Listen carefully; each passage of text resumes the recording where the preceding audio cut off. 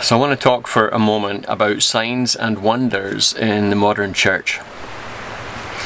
The Gospel of John has this theme, this deep theme of belief. In fact, the word for believe or to have faith in or to believe in is used 84 times in the Gospel. So honestly, pretty much every conversation and in every chapter in John's Gospel, you're dealing with the subject of belief and overcoming unbelief. In John chapter 4 in particular, there's this story that really uncovers some modern sensibilities that are pretty interesting. John 4 contains what's called the second of Jesus' signs, and it's the second miracle that he does in the area of Galilee. In fact, it's in the town of Cana, which is where he had the miracle of the wedding feast. And he has returned there, and the people have heard about it and they're excited about it. And there's one fellow in particular who came from Capernaum, which is a neighbouring town, and he comes and he finds Jesus and he says, "Can you come please and heal my son? He's sick." Now, we're not given the whole conversation, we're given a tiny summary of the conversation and the exchange, because I think what would have happened at this point is that the crowd would have entered in and said to Jesus, "Yeah, go to Capernaum, heal his son, that'll be awesome. You're the miracle guy. You did one here with the wine, and you've done others that we've heard all about. And so let's go to Capernaum and you can heal this guy's son. He's really sick." Jesus then, it feels like in an almost exasperated way, turns to the crowd and then says, "You," plural, he says, "you will never believe unless you see signs and wonders." And he uses this as a criticism, as a rebuke to their faith, that their faith and their belief will only really exist if they see these miracles, these signs and these wonders. This fellow takes Jesus' words to heart, and Jesus actually says to him, "Listen, your son is going to be fine." And the man leaves, and it says he believed him and he left. And then we find out that, and he finds out a little bit later on, that his son has been healed. And when he inquires about the timing, it was the exact hour that Jesus says, "Go, your son is well." And we're told that he believed, and he went home and he told the story, and his whole household believed. So again, this whole theme of belief and faith is this deep-rooted anthem of John's Gospel. So here's where it gets interesting within the modern church. There is a great appetite and enthusiasm and excitement in the modern church around miracles and signs and wonders. And on one hand, you could say, well, understandably so, because that's amazing. On the other hand, Jesus gives us very strong caution or even rebuke to say, do not let your belief, do not let your faith rest upon signs and wonders. Don't let them be contingent upon the miracles.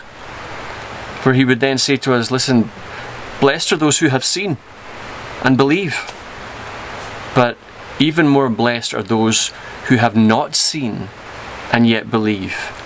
And I think Jesus is tapping into this deeper truth here, that signs and wonders, actually miracles, can be a distraction. They can be something that undermines our faith and our belief. Well, how can that be so? Well, it's when our faith and our belief become contingent. They become conditional upon the miracles and the signs and the wonders, or the very thing that grows our faith are these miracles and signs and wonders. And I think Jesus wants to call us beyond that and deeper than that, to say to us, listen, may your faith and your belief rest deeply upon the truth of the identity of Jesus, regardless of whether you get your miracle or not.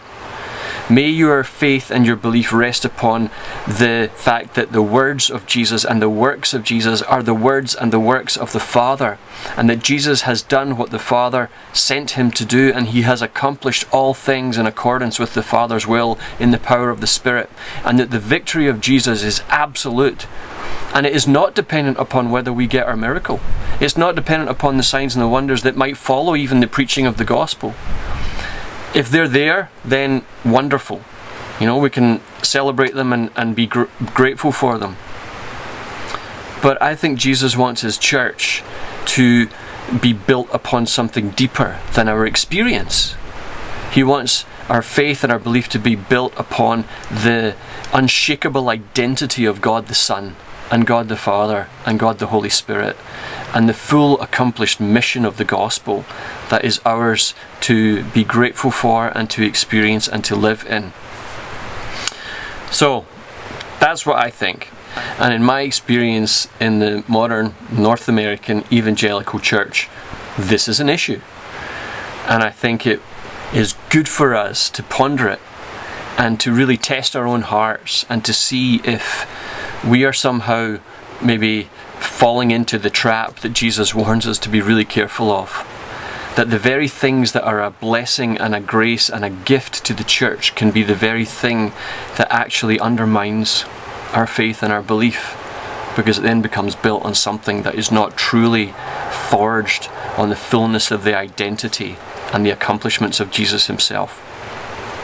So there's some food for thought. If you want to drop me an email or give me a response, I'd actually be pretty curious to find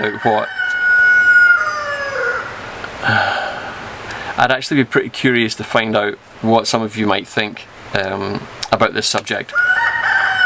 Wow. So looking forward to hearing from you. Lots of peace. Till next time. Bye bye.